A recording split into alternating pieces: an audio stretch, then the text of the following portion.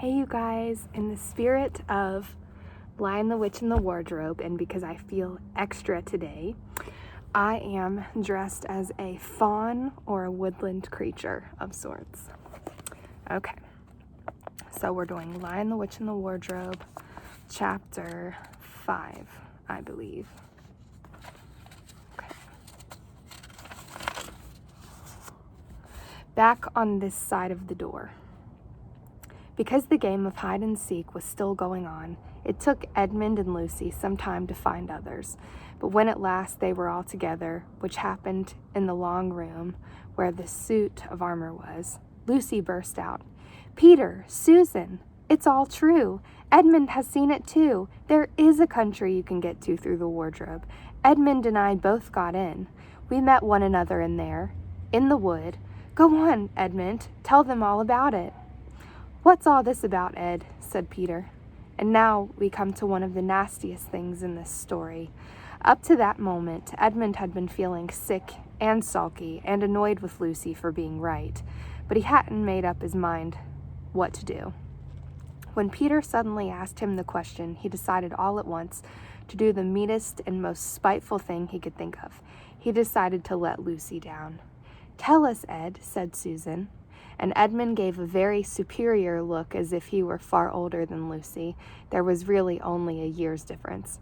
And then a little snicker and said, "Oh, yes, Lucy and I have been playing, pretending that all her story about a country in the wardrobe is true. Just for fun, of course. There's nothing really there."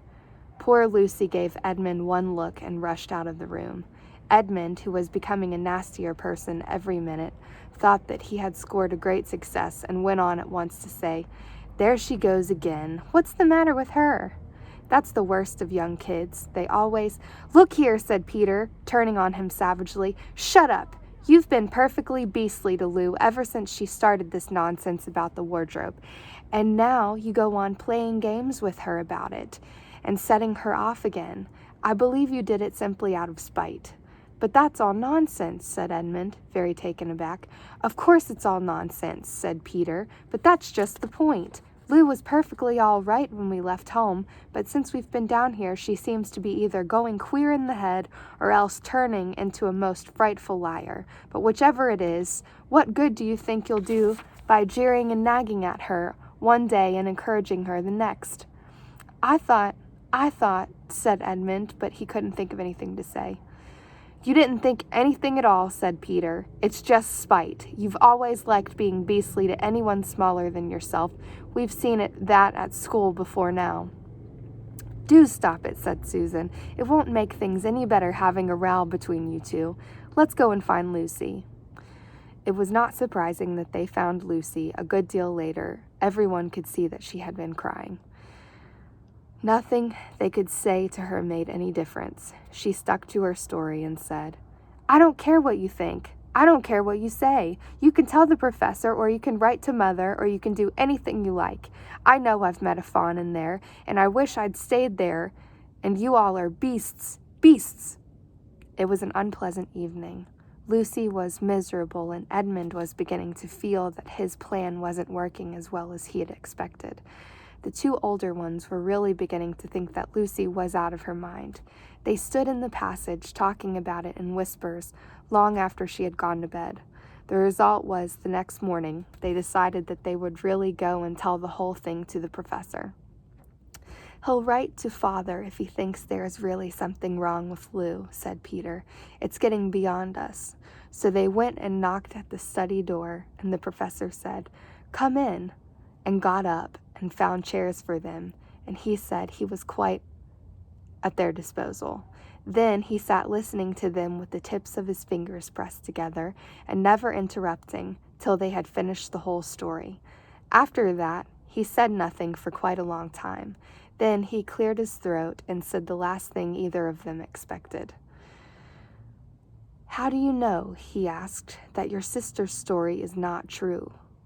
"Oh, but," began Susan, and then stopped. Anyone can see from the old man's face that he was perfectly serious. Then Susan pulled herself together and said, "But Edmund said they had only been pretending." "That is a point," said the professor, which certainly deserves consideration, very careful consideration. For instance, if you will excuse me for asking the question, does your experience lead you to regard your brother or your sister as the more reliable? I mean, which is the more truthful? That's just the funny thing about it, sir, said Peter. Up till now, I'd have said Lucy every time. And what do you think, my dear? Said the professor, turning to Susan. Well, said Susan, in general, I'd say the same as Peter, but this couldn't be true. All this about the wood and the fawn. That is more than I know, said the professor, and a charge of lying against someone whom you have always found truthful is a very serious thing indeed. We were afraid it mightn't even be lying, said Susan. We thought there might be something wrong with Lucy. Madness, you mean? Said the professor quite coolly. Oh, you can make your minds easy about that. One has to only look at her and talk to her to see that she is not mad. But then, said Susan, and stopped. She had never dreamed that a grown-up would talk like the professor and didn't know what to think. Logic, said the professor half to himself. Why don't they teach logic at these schools? There are only 3 possibilities. Either your sister is telling lies, or she is mad, or she is telling the truth. You know she doesn't tell lies, and it's obvious that she is not mad. For the moment then, and unless any further evidence turns up, we must assume that she is telling the truth. Susan looked at him very hard and was quite sure from the expression on his face that he was not making fun of them. How could it be true, sir? Said Peter. Why do you say that? Asked the professor. Well, for one thing, said Peter, if it was real, why doesn't everyone find this country every time they go to the wardrobe? I mean, there was nothing there when we looked. Even Lucy didn't pretend there was. What has that to do with it? Said the professor. Well, sir, if things are real, they're there all the time. Are they? Said the professor, and Peter did not know quite what to say. But there was no time, said Susan. Lucy had no time to have gone anywhere, even if there was such a place. She came running after us the very moment we were out of the room. It was less than a minute, and she pretended to have been away for hours. That is the very thing that makes her story so likely to be true, said the professor. If there really is a door in this house that leads to some other world, and I should warn you that this is a very strange house, and even I know very little about it. If, I say, she had gotten into another world, I should not be at all surprised to find that the other world had a separate time of its own, so that however long you stayed there, it would never take up any of our time. On the other hand, I don't think many girls of her age would invent that idea for themselves. If she had been pretending, she would have hidden for a reasonable time before coming out and telling her story. But do you really mean, sir, said Peter, that there could be other worlds all over the place? Just round the corner like that?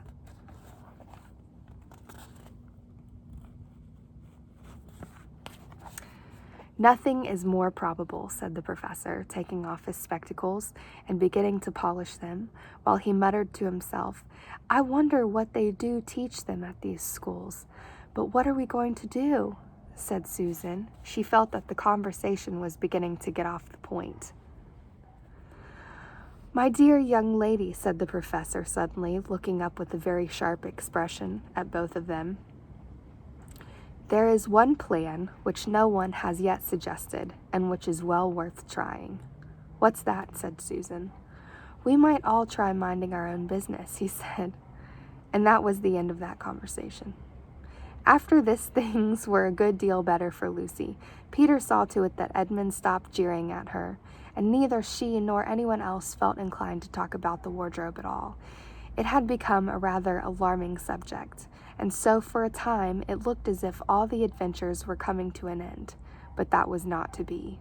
This house of the professor's, which even he knew so little about, was so old and famous that people from all over England used to come and ask permission to see over it.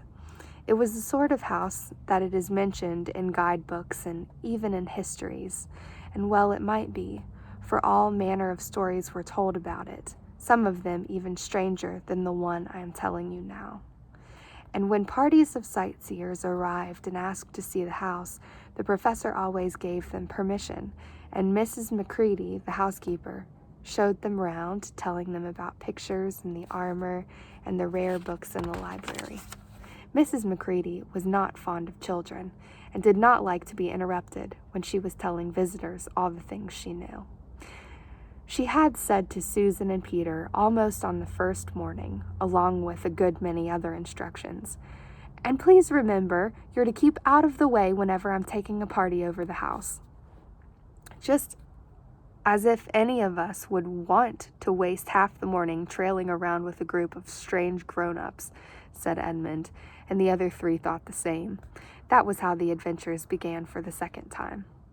A few mornings later, Peter and Edmund were looking at the suit of armor and wondering if they could take it to bits when the two girls rushed into the room and said, "Look out, here comes Macready with the whole gang with her."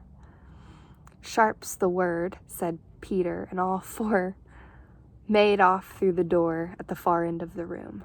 But when they had got out into the green room and beyond it, into the library, they suddenly heard voices ahead of them and realized that Mrs. Macready must bring her party of sightseers up the back stairs, instead of up the front stairs as they had expected. And after that, whether it was that they lost their heads or that Mrs. Macready was trying to catch them, or that some magic in the house had come to life and was chasing them into Narnia, they seemed to find themselves being followed everywhere, until at last Susan said, "Oh, bother those trippers. Here, let's go into the wardrobe room till they've passed. No one will follow us in there." But the moment they were inside, they heard voices in the passage, and then someone fumbling at the door. They saw the handle turning. "Quick," said Peter, "there's nowhere else," and flung open the wardrobe door. All four of them bundled inside it and sat there, panting in the dark. Peter held the door closed, but it did not shut, for of course he remembered, as every sensible person does, that you should never, never shut yourself up in a wardrobe.